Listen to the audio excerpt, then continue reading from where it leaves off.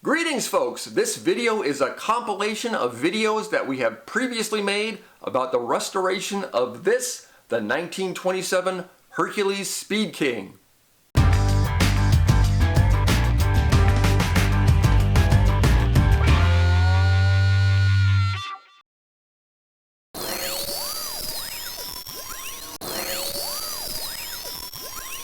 Greetings folks! A couple of weeks ago I traveled down to Walnut Creek, California to meet the man, the legend, Charles Niebuhr, and to purchase this from him, a 1920s Hercules Speed King racing bike.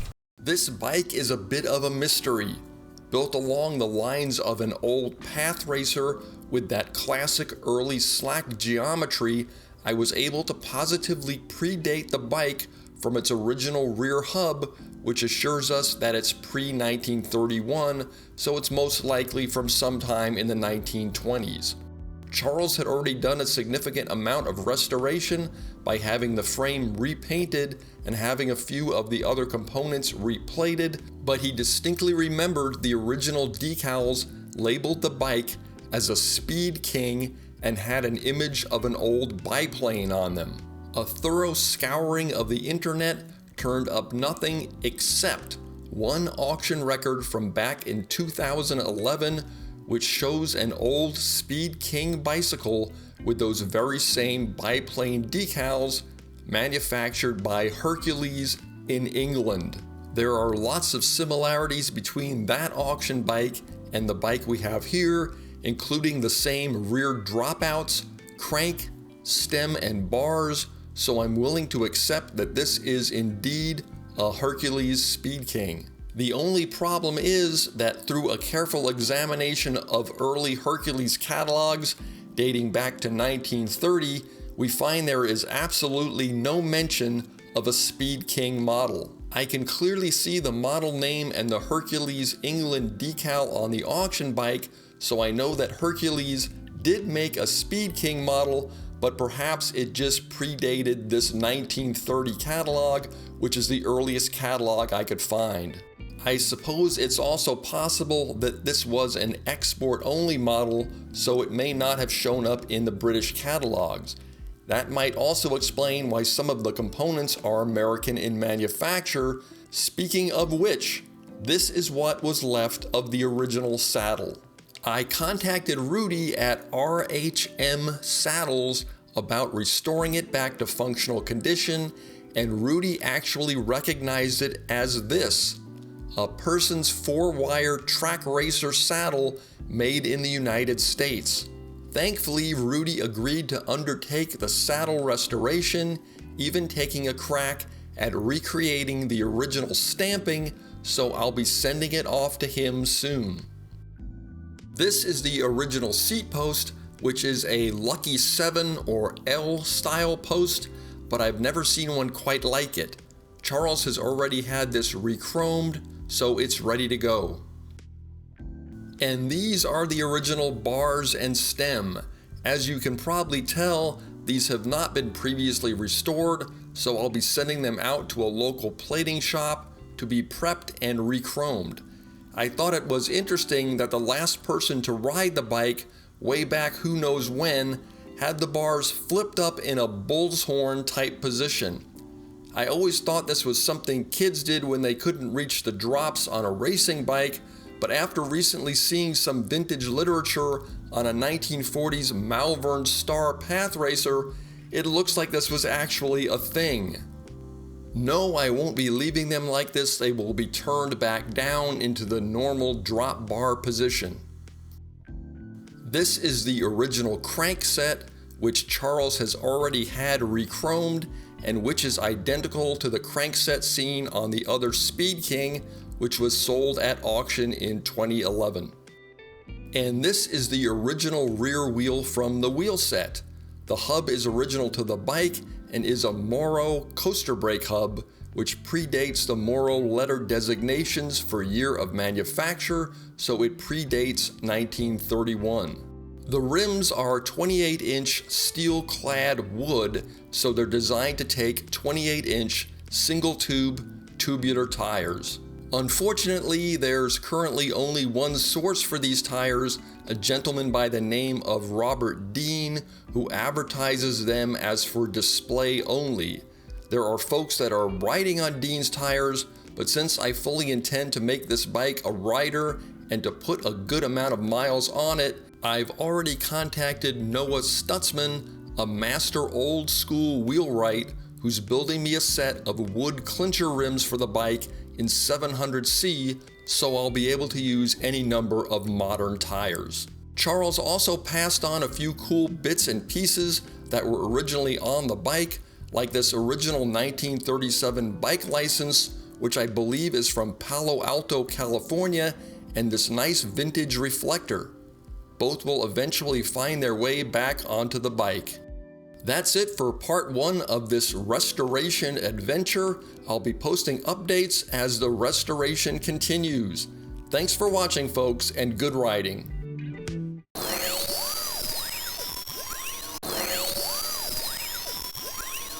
We're making some progress on the old Hercules Path Racer, and with the help of some friends, we've achieved a few things I really didn't think were possible, namely finding some of the original old decals for the frame.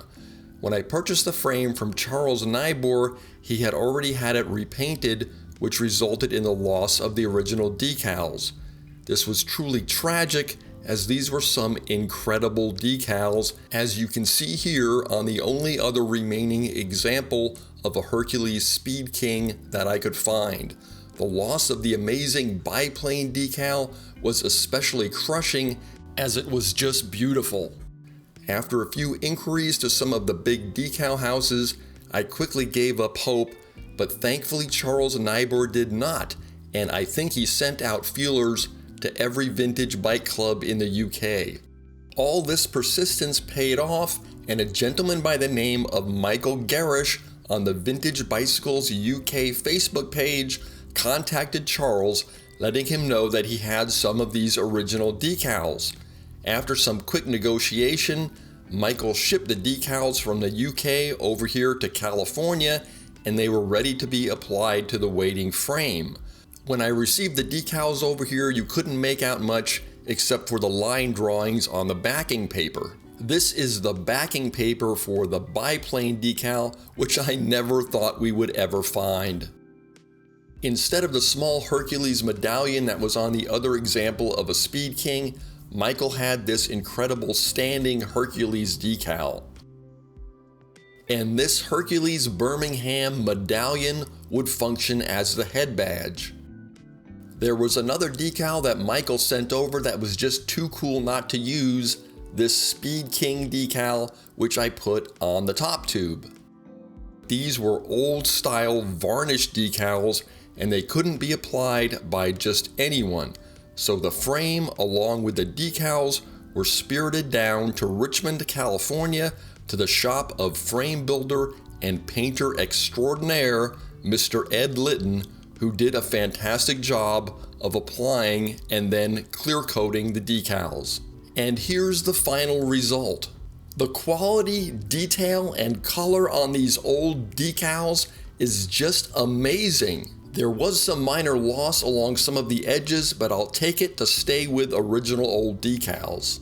I mean, just look at the color of the sky on the old biplane decal. I really never expected this to grace this frame, but here it is in all its glory. And this standing Hercules decal is just phenomenal. It even looks like he's using Linus's blue blanket as a loincloth.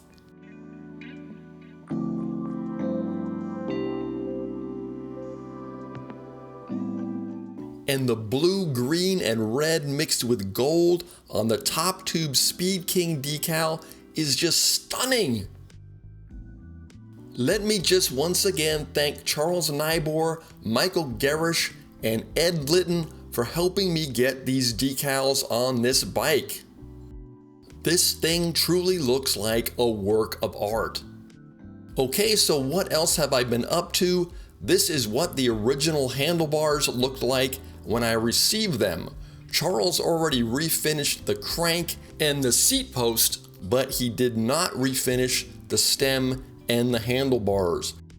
Now, when I look at stuff like this, I have a very poor imagination. It's hard for me to imagine that this is ever going to look nice, but I took the stem and the bars down to Laramie at Alta Plating in Sacramento, California, and this is what he did to them.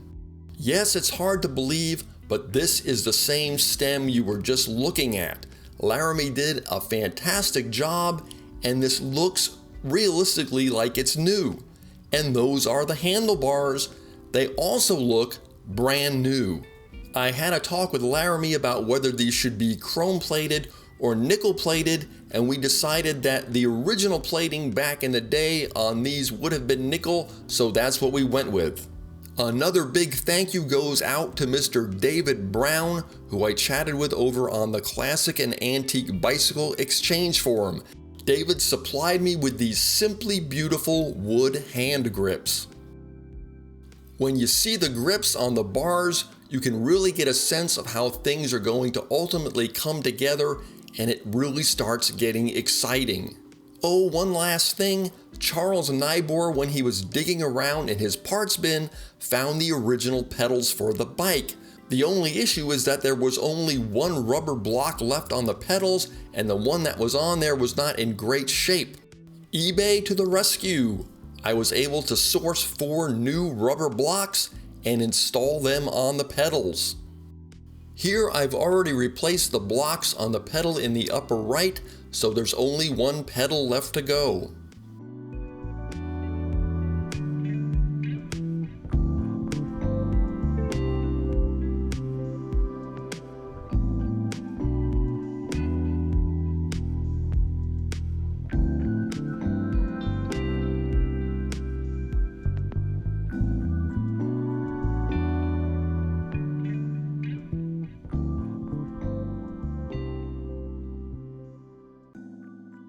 Okay, let's get rid of that nasty old block.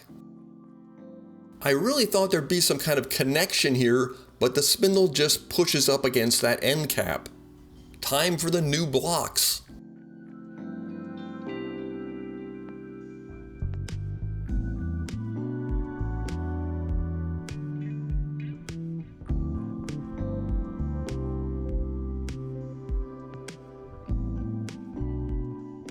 A little thread locker never hurts.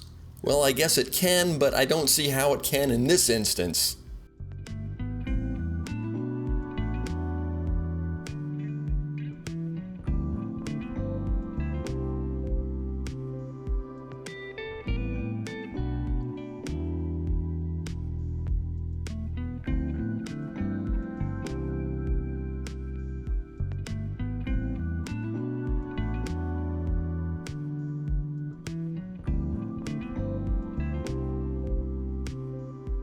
Nothing left to do but over-tighten the nuts because I compulsively over-tighten everything, and we are done.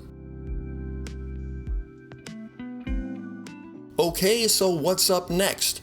I'm replacing the old steel-clad 28-inch wood rims that came with the bike with new wood rims crafted for me by Mr. Noah Stutzman. As it happens, Mr. Stutzman called me just yesterday to let me know that the rims are finished and he's shipping them out, so they're on their way. Next time we'll be taking a trip in the time machine and finishing wood bicycle rims. See you then.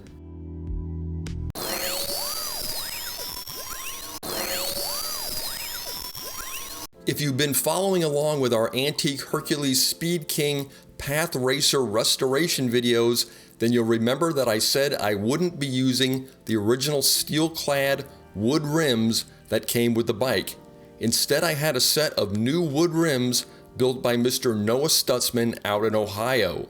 Noah offers wood rims in several styles.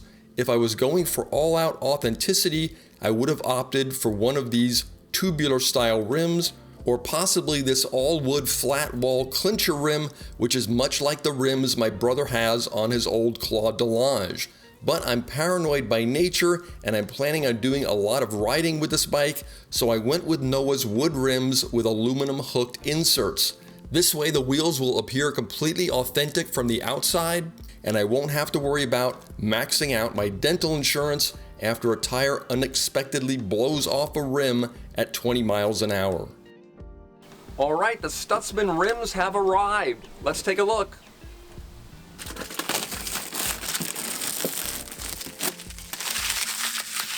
That's a bit of tape.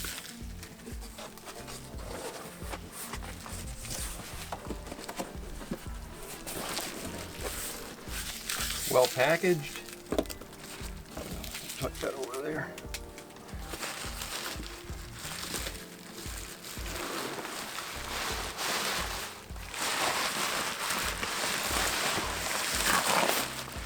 And there you go, marked 36 hole Herdo 622 by 19. And you can see the aluminum inserts inside the wood rims, but you can also see that the wood rims are completely unfinished. They're just bare wood. So what we're gonna have to do now is finish them. So this is what I'll be finishing the rims with, pure tung oil initially. And when you apply tung oil, you want it to soak into the wood, so you want to dilute it with something like this citrus solvent. The first coat we're going to go 70% citrus solvent, 30% tung oil. The second coat will go 50-50, and for the third coat we'll go mostly pure tung oil. Some people go up to 7 or 8 coats. I think I'm just going to do 3. The tung oil soaks into the wood, creates a waterproof finish, and it also helps to bring out the grain. After we finish with the tung oil, I'm going to apply 2 coats of polyurethane because it's a harder finish, and this will help protect the wood from abrasions. All right. All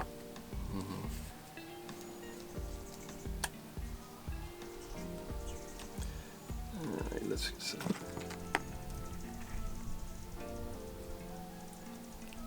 And that's thick stuff.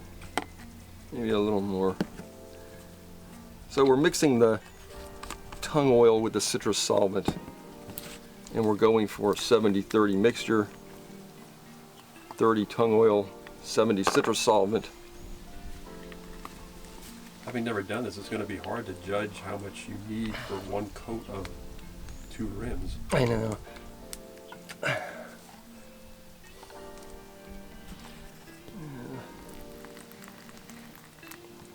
Yeah, great. I think that's about right. Hope we didn't need that box for anything. I'll mix this. I'm using an old sock to apply this.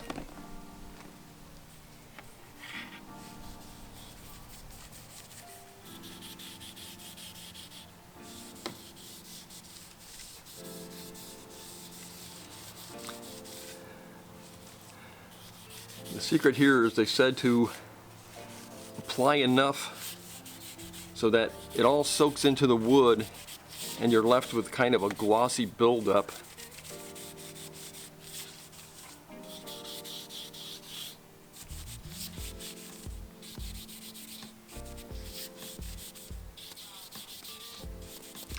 So I'm going to do a couple of coats here.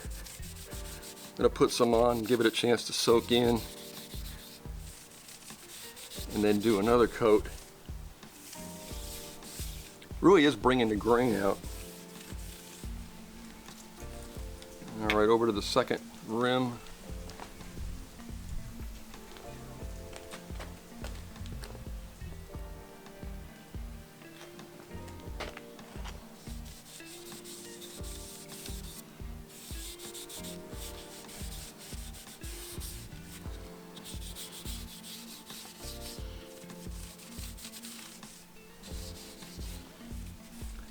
Citrus solvent smells good, and it's supposed to be a more eco-friendly way to go with solvent.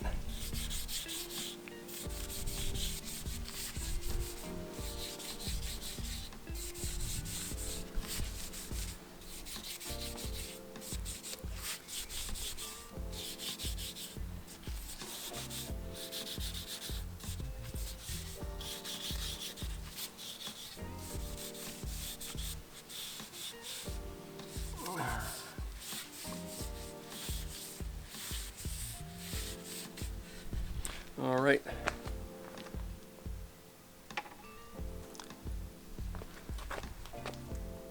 Thought I saw some areas on this that look like they were, yeah, already drying.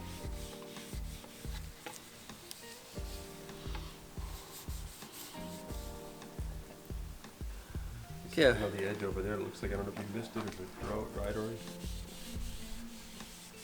You can see how the tung oil really brought out the grain in the wood there, and this is interesting. You can see where Noah joined the wood loop. You can see how he did it. It's interesting. We are done with the first coat of tung oil. What I need to do now is wait about a week for this to dry. Then I have to very lightly sand it, start on the next coat, and so on. You can see this is going to take quite a few weeks to finish it, even before I get to the final polyurethane coat, but I am very impressed with the way this looks. After just this one coat of tung oil, it really brought out the grain, and this wood really looks beautiful. We'll see you next time. Bye-bye.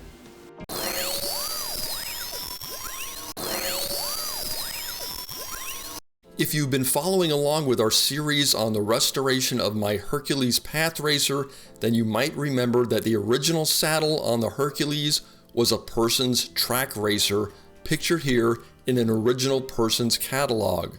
You might also remember that, unfortunately, this frame was all that was left of the person's track racer that came with the Hercules. In an attempt to keep everything on the bike as original as possible, I went looking for a saddle restorer, and I was extremely lucky to find Rudy Mayer over at RHM Saddles. Rudy recognized the saddle as a person's track racer and was willing to undertake the project, helping me find a donor saddle for the missing nose hardware. Rudy also put his substantial artistic skill to work, doing a fantastic job of recreating the original person's stamps that would have been on the saddle. Rudy also went above and beyond by shooting photos of his work as he progressed, so I could use them in this video. This is the Italian donor saddle that Rudy used for the nose hardware. And this was the bit that we needed for the persons. And here we see Rudy's amazing recreation of the saddle stamps. I think he did a fantastic job with these. Rudy was also able to source a reproduction badge for the back of the saddle. Rudy sort of walked me through what he did with the saddle as he went along through email, so I'll try and do the same for you now. Here we see the thick piece of cut leather that will eventually become the top of the saddle, along with the two stamps and the rear person's badge. I have another original person's saddle here with the original rear badge, and you can tell the difference between the original badge and this reproduction, but still I think this reproduction is pretty nice. Rudy started out by soaking the leather so it would become pliable. He then began stretching it in a jig, which we see here. The process of stretching the saddle into its final shape involves progressively inserting a series of wedges. Here we see the saddle leather still soft and in the jig, and it's time to put those stamps to good use. With C-clamps, Rudy applies pressure to the stamps, embossing the design into the soft leather. Rudy was also kind enough to shoot some video for me, so we'll let him show you what the saddle leather looked like when it came out of the jig. So here we have the person's frame with the nose hardware from this Italian saddle. The front of the person's is a little screwy. The two rails should be coming out to the same length.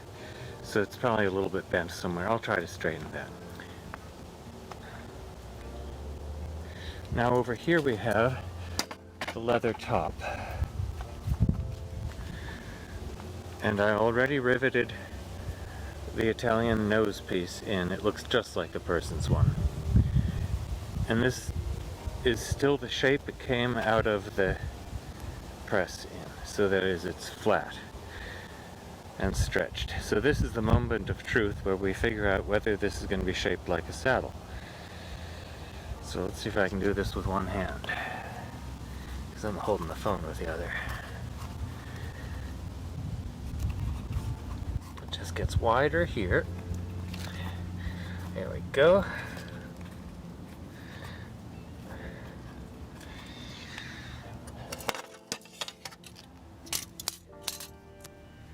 Now this piece fits in there.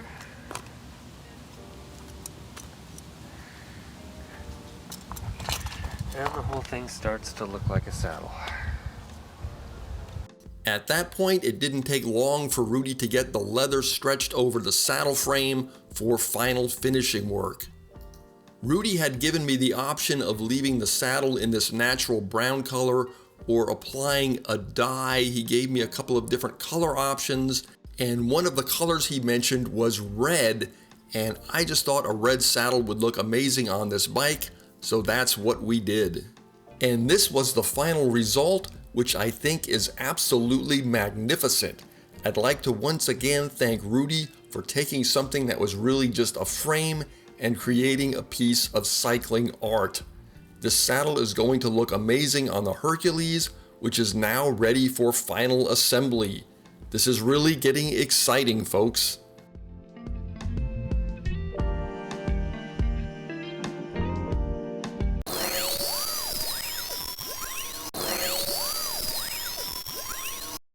Well, it's been almost 10 months now since I traveled down to Walnut Creek, California to purchase a pile of antique bike parts from Charles Nibor. He'd already begun the restoration on some pieces, while others were still in their original very rough condition. The frame had been repainted without decals, and a few pieces had been re-chromed, while some, like the saddle and bars, still needed a lot of work. With the help of quite a few individuals and a bit of luck, the bike is finally finished. So I present to you the fully restored 1927 Hercules Speed King, looking very much like what it must have looked like when it was ridden back in the 1920s. I'm dating the bike to 1927 as the Williams crank on the bike bears a 1927 date code, but the actual age of the bike is still a bit of a mystery. Charles had purchased the bike years ago after the owner at that time had passed away, but he was told that the bike had been in the family for a few generations, and as far back as they could trace it, the bike had originally been purchased in and ridden around Pasadena, California. Remember that, as it eventually becomes an important clue to the bike's possible history. The gentleman that supplied me with the original decals now on the bike, Michael Garish, is a Hercules collector in the UK. After seeing the stamping on the bike's rear dropout, Mike speculated that the bike had actually been used by the British cycling team as a practice bike during the 1932 Olympics. Now let's connect some dots. Guess who sponsored and supplied the bikes for the 1932 British Olympic cycling team? Yep, the team was sponsored by Hercules. And guess where the 1932 Summer Olympics were held?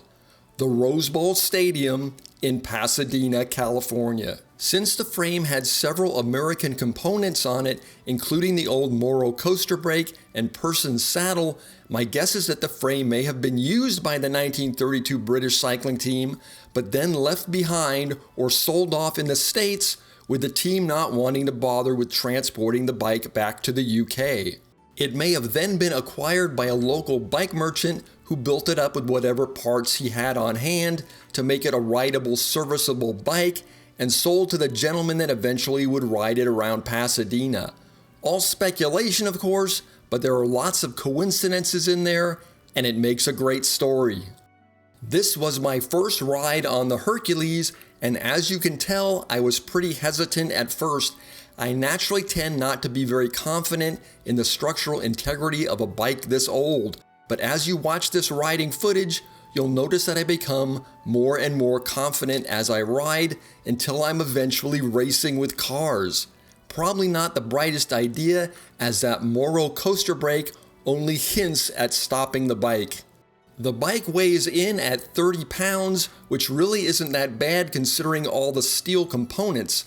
I was surprised at how well the bike rode, accelerated, and handled on flat roads. It has a very solid feel, and I quickly grew to trust it. The slightest grade, well, that was a different story. Here I hit what was maybe a 3 or 4% grade, and with no other gear options, I was stuck with the bike's single speed of 46 by 16. Add the 30 pounds of weight to that, and you get quite a struggle. Still, I have to say that the bike is a pleasure to ride. I guess they built them right back then.